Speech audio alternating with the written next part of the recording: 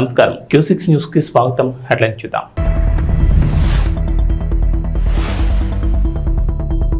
Tea with deputy CM సరికొత్త కార్యక్రమానికి శ్రీకారం చుట్టిన పవన్ కళ్యాణ్.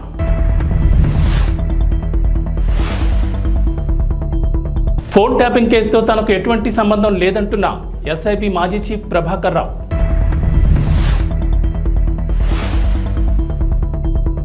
రాజ్ తరుణ్ లావణ్య కేసులో సంచలన విషయాలు వెల్లడించిన అడ్వకేట్ కళ్యాణ్ దిలీప్ సుంకర.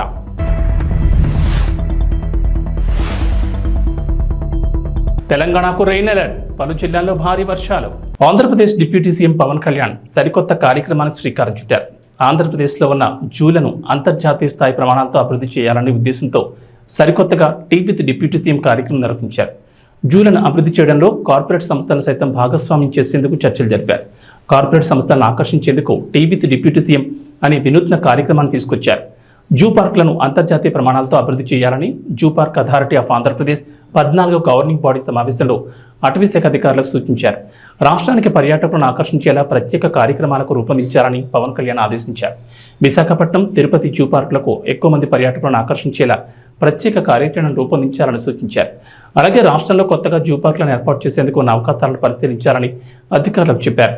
కొత్త జూ పార్కుల ఏర్పాటుకు నివేదికలు రూపొందించాలని, అరుదైన జంతువుల దిగుమతి ప్రదర్శనపై ఫోకస్ పెట్టాలన్నారు. పర్యాటకుల్ని మరింతగా ఆకట్టుకునేందుకు జూ పార్కులలో వన్యప్రాణుల సందర్శనతో వైల్డ్ లైఫ్ ఎక్స్పీరియన్స్ కలిగేలా ఏర్పాటు చేయాలని సూచించారు.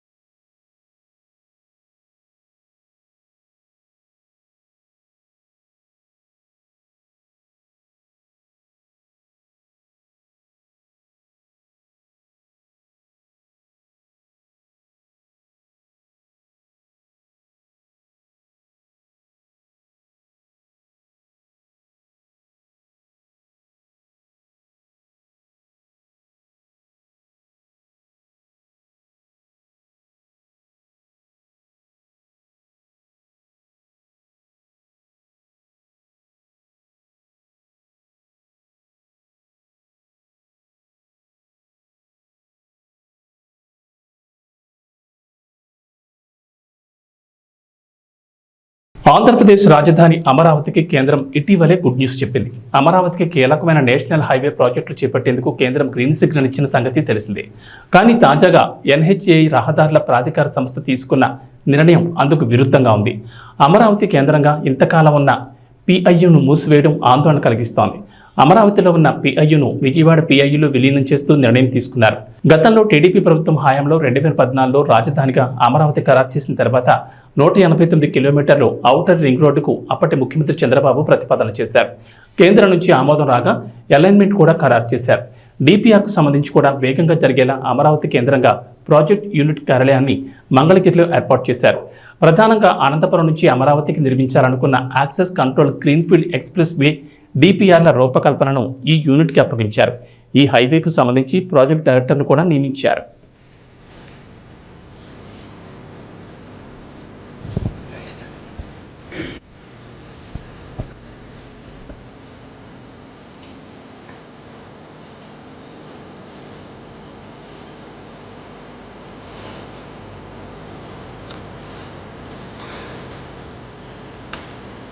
LPS ఇన్ఫ్రాస్ట్రక్చర్, ల్యాండ్ పూలింగ్కి రోడ్లు ఎటు రావాలి అన్నీ కూడా, drains, roads, power, all utilities వాళ్ళ డోర్ స్టెప్కి అన్నీ కూడా ఇది ఒక బ్యూటిఫుల్ సిటీ.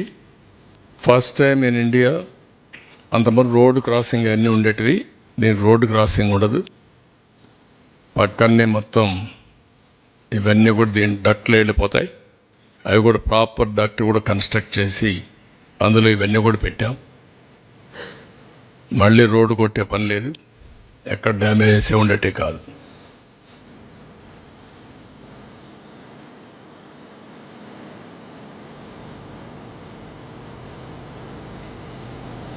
ఓకే,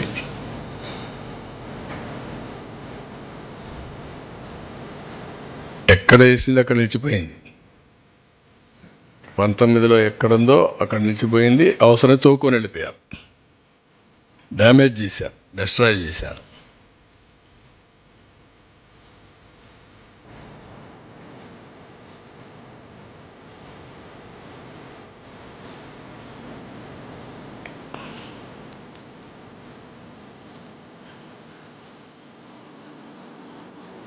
ఆంధ్రప్రదేశ్లో కూటమి ప్రభుత్వం ఎన్నికల సమయంలో ఇచ్చిన హామీలను ఒక్కొక్కటిగా అమలు చేస్తోంది. ఇప్పటికే పింఛన్లు పెంచి పంపిణీ చేయగా మెగా డిఎస్సీ కసరత్తు మొదలైంది. అన్నా క్యాంటీన్ల ఏర్పాటు దిశగా అడుగులు పడుతున్నాయి. ల్యాండ్ టైటిలింగ్ యాక్ట్ను రద్దు చేశారు. తాజాగా మరో హామీకి సంబంధించి కీలక నిర్ణయం తీసుకున్నారు. తల్లికి వందనం పథకానికి సంబంధించి కీలక ఆదేశాలు జారీ చేశారు. అలాగే విద్యార్థులకు అందజేసే స్టూడెంట్ కిట్కు సంబంధించి కూడా క్లారిటీ ఇచ్చారు. కొత్త ప్రభుత్వంలో పథకాల పేర్లు మారడంతో ఈ మేరకు పాఠశాల విద్యాశాఖ కార్యదర్శి కోన శశిధర్ ఉత్తర్వులు జారీ చేశారు. చంద్రబాబు సర్కార్ 1వ తరగతి నుంచి ఇంటర్మీడియట్ వరకు చదివే విద్యార్థులకు అమ్మకు వందనం పేరుతో ఏడాదికి 15,000 ఆర్థిక సహాయం అందించాలని నిర్ణయించింది. అలాగే స్టూడెంట్ కిట్ ఇప్పటికే పంపిణీ చేసిన సంగతి తెలిసిందే. అయితే తల్లికి వందనం, స్టూడెంట్ కిట్ పథకాలకు సంబంధించి తప్పనిసరిగా ఆధార్ కలిగి ఉండాలని ప్రభుత్వం సూచించింది. ఒకవేళ ఎవరికైనా ఆధార్ కార్డు లేకపోతే వెంటనే దరఖాస్తు చేసుకోవాలని ప్రభుత్వం ఉత్తర్వుల్లో సూచించింది. విద్యాశాఖ ద్వారా ఆధార్ నమోదు చేసుకునేందుకు అవకాశం కల్పించాలని సూచించారు. అదే మరిగా అన్ని మోసాలు చేశాడు ఇతను. అమ్మఒడి ఒక బూటకం. ఏం చెప్పాడు ఆ రోజు? అందరికి ఇస్తానన్నాడు. మోసం చేశాడా లేదా? అందరి బిడ్డలకి ఇవ్వడం లేదు కదా.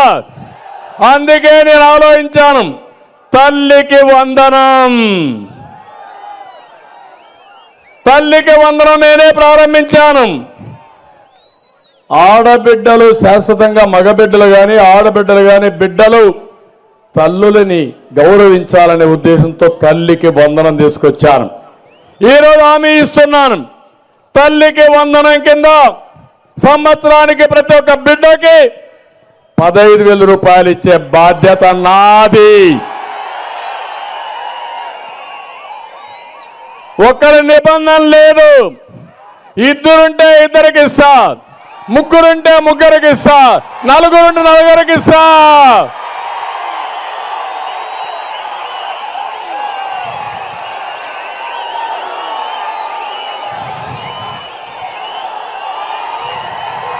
ఏమంటారు మీరు? బాగుందా లేదా?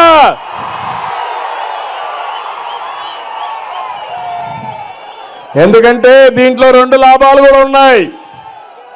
ఆంధ్రప్రదేశ్లో ఒకప్పుడు నేనే కుటుంబ నియంత్రణ తీసుకొచ్చా.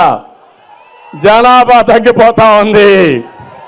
మళ్ళా యువత రావాలి, పిల్లలు కూడా పుట్టాలి. అందుకే ఎంతమంది పిల్లలున్నా అందరికి తల్లికి వందనం కింద 15,000 ఇచ్చి మిమ్మల్ని ప్రోత్సహించే బాధ్యత, వాళ్ళని బాగా చదివించి దేశానికి ఒక సంపద చేసే బాధ్యత తెలుగుదేశం పార్టీ తీసుకుంటాం. ఫోన్ ట్యాపింగ్ కేసు తెలంగాణలో సంచలనం సృష్టించిన సంగతి తెలిసిందే. గత ప్రభుత్వ హయాంలో అనధికారికంగా స్పెషల్ ఇంటెలిజెన్స్ బ్యూరో అధికారులు, ప్రతిపక్ష పార్టీల నేతలు, పలువురు వ్యాపారులు, కీలక వ్యక్తుల ఫోన్లు ట్యాంపరింగ్ చేశారనే ఆరోపణలున్నాయి.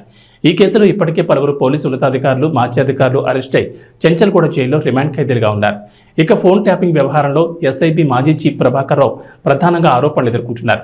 కాంగ్రెస్ అధికారంలోకి రాగానే ఆయన దేశం వదిలి అమెరికాకు వెళ్లిపోయారు. కేసులో ఆయనే ప్రధాన నిందితుడిగా తీవ్ర ఆరోపణలు ఎదుర్కొంటున్నారు. ఈ నేపథ్యంలో ఆయన అమెరికా నుంచి పోలీసులకు రాసిన లేఖ ఆలస్యంగా వెలుగులోకి వచ్చింది. జూన్ 23న ప్రభాకర్ రావు జూబ్లీహిల్స్ పోలీసులకు లేఖ రాశారు. ఫోన్ ట్యాపింగ్ కేసుతో తనకు ఎటువంటి సంబంధం లేదని ఆ లేఖలో వెల్లడించారు. జూన్ 26న తాను ఇండియాకు తిరిగి రావాల్సిందని, ఆరోగ్యం బాగోలేక యుఎస్లోనే ఉండిపోవాల్సి వచ్చిందన్నారు.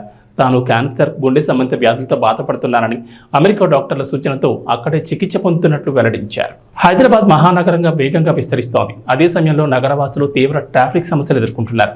రద్దీగా ఉండే రోడ్లతో వాహనదారులు ఇబ్బందులు పడుతున్నారు.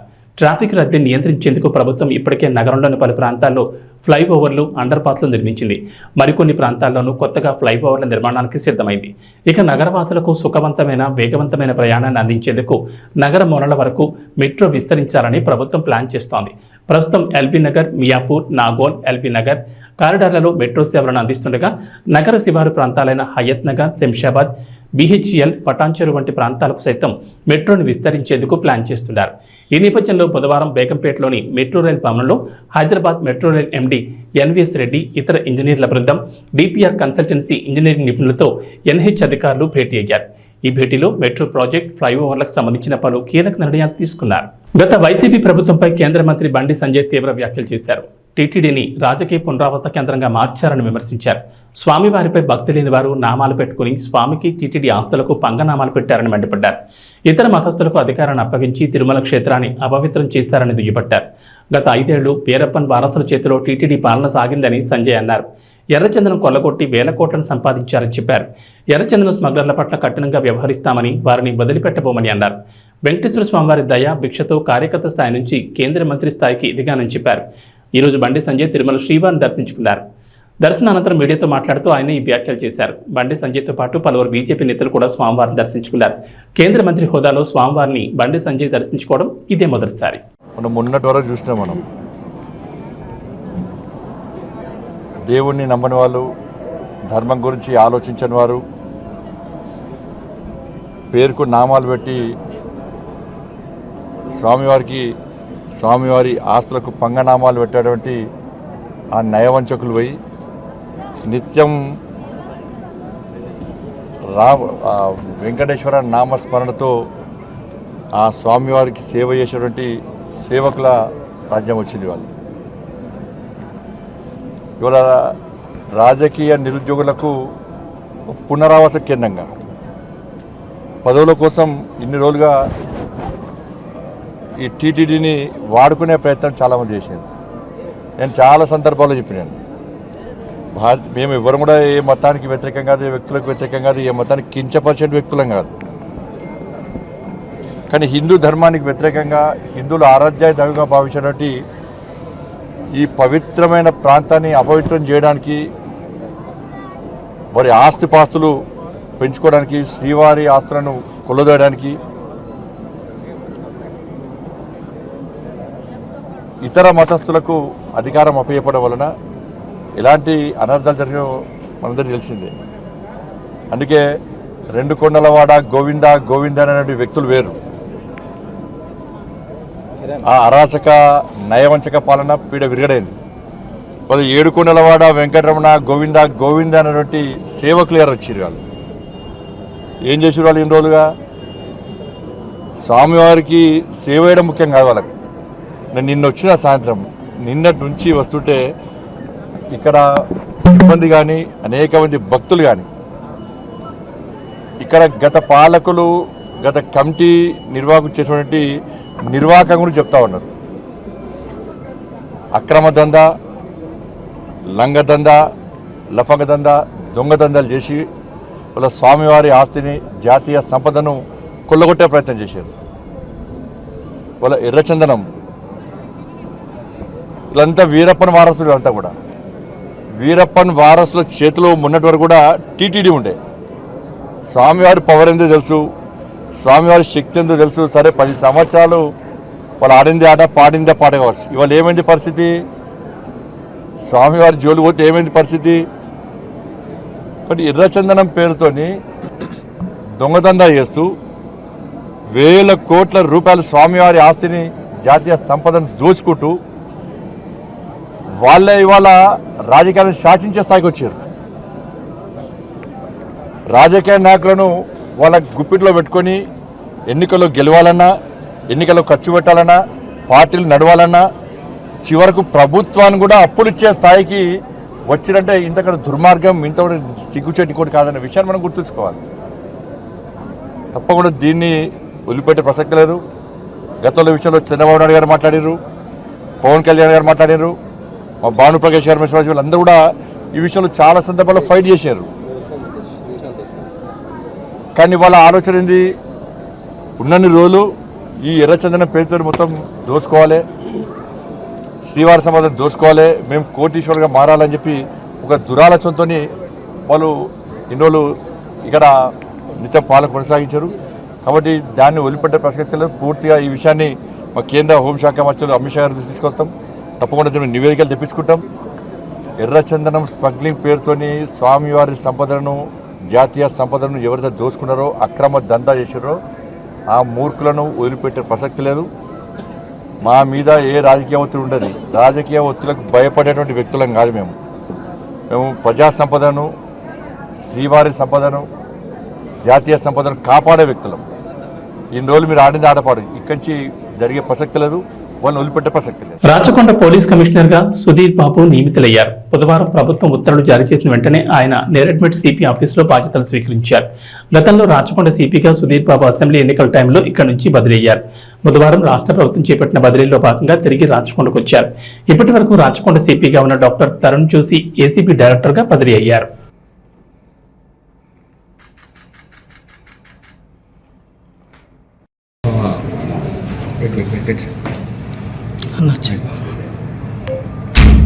ఈరోజు నేను ప్రభుత్వం ఉత్తర్వుల ప్రకారం రాచకొండ పోలీస్ కమిషనర్గా ఇక్కడ విధులు నిర్వహించడానికి ఛార్జ్ చేసుకోవడం జరిగింది. దీనికి నేను ముఖ్యమంత్రి గారికి, ప్రభుత్వానికి, మా పోలీస్ ఉన్నతాధికారులకు నేను కృతజ్ఞత తెలియజేస్తున్నాను. టెక్నికల్ గ్రౌండ్స్లో ట్రాన్స్ఫర్ అయినప్పుడు మళ్ళీ నాకు ఇదే పోస్టింగ్ రీపోస్ట్ చేయడం ఒక ఉన్నతమైనటువంటి బాధ్యత నా మీద మా పోలీసు ఉన్నతాధికారులు, ప్రభుత్వం నిలబెట్టింది. వాళ్ళ నమ్మకాలకు తగ్గట్టుగా పనిచేస్తూ నాతో ఉన్న అధికారులతో టీం వర్క్గా ముందుకెళ్తూ బెటర్ సర్వీస్ అందిస్తూ ఏవైతే మన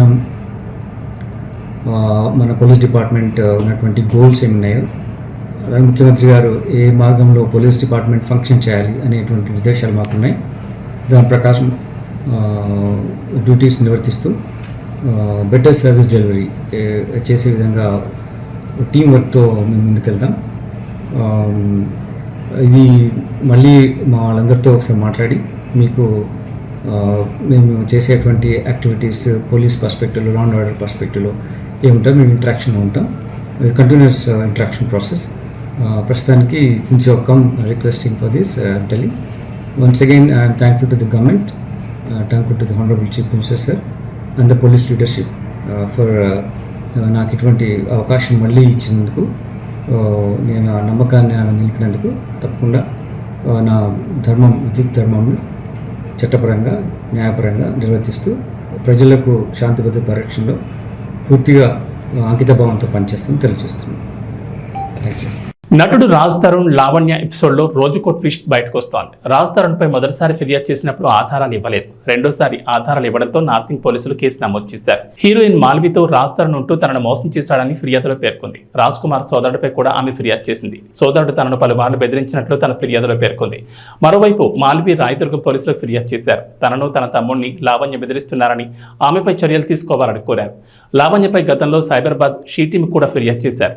రాజ్ తరుణ్ 10 ఏళ్లుగా తనతో కాపురం చేస్తున్నట్లు పోలీసులకు ఇచ్చిన ఫిర్యాదులో లావణ్య పేర్కొన్నారు. తనకు కొన్నాళ్ల క్రితం అబార్షన్ చేయించినట్లు చెప్పారు. తాను అన్విక పేరుతో రాజ్ తరుణ్తో కలిసి ఉన్నట్లు చెప్పారు. అన్విక పేరుతో ఇద్దరం కలిసి విదేశాలకు కూడా వెళ్లామన్నారు. మాల్వి వచ్చిన తర్వాత రాజ్ తరుణ్ తనను దూరం పెట్టారని లావణ్య ఆరోపించారు. మాల్వి కోసం అతను ముంబై వెళ్లాడని, దీన్ని తాను ప్రశ్నించానని, నాటి నుంచి తనను దూరం పెట్టారని ఫిర్యాదులో పేర్కొన్నారు. లావణ్య ఫిర్యాదును ఆధారాలతో స్వీకరించిన పోలీసులు కేసు నమోదు చేశారు. జింబాబ్వేతో నిన్న జరిగిన 3వ టీ20లో విజయం సాధించిన భారత జట్టు 2-1తో సిరీస్లో ముందంజ వేసింది. ఈ విజయంతో ఓ ఘనమైన రికార్డును తన ఖాతాలో వేసుకుంది. అంతర్జాతీయ టీ20లో ఏకంగా 150 మ్యాచ్లు గెలిచిన ఏకైక జట్టుగా అవతరించింది. భారత్ తర్వాత పాకిస్తాన్ 142 విజయాలతో 2వ స్థానంలో ఉండగా, న్యూజిలాండ్ 111, ఆస్ట్రేలియా 105, సౌత్ ఆఫ్రికా 104తో వరుసగా ఆ తర్వాతి స్థానాల్లో ఉన్నాయి. హరారే స్పోర్ట్స్ క్లబ్లో నిన్న జరిగిన 3వ టీ20లో భారత జట్టు 23 పరుగుల తేడాతో విజయం సాధించింది. కెప్టెన్ శుభ్మన్ గిల్ 66 పరుగులతో అదరగొట్టగా, గత match century hero Abhishek Sharma 10 పరుగులు మాత్రమే చేశాడు. జైస్వాల్ 36, గైక్వాడ్ 49 పరుగులు చేయడంతో భారత జట్టు 182 పరుగులు చేసింది. అనంతరం 183 పరుగుల లక్ష్యంతో బ్యాటింగ్ ప్రారంభించిన జింబాబ్వే 159 పరుగులు మాత్రమే చేసి ఓటమి పాలైంది. 5 మ్యాచ్ల సిరీస్లో భాగంగా చివరి 2 మ్యాచ్ల్లో ఈ నెల 13, 14 జరగనున్నాయి. ఇక వాతావరణ విషయానికి వస్తే తెలంగాణ ప్రజలకు హైదరాబాద్ వాతావరణ కేంద్రం అధికారులు చల్లని కబురు చెప్పారు. ఇవాళ రాష్ట్రంలోని పలు జిల్లాల్లో వర్షాలు కురుస్తాయన్నారు.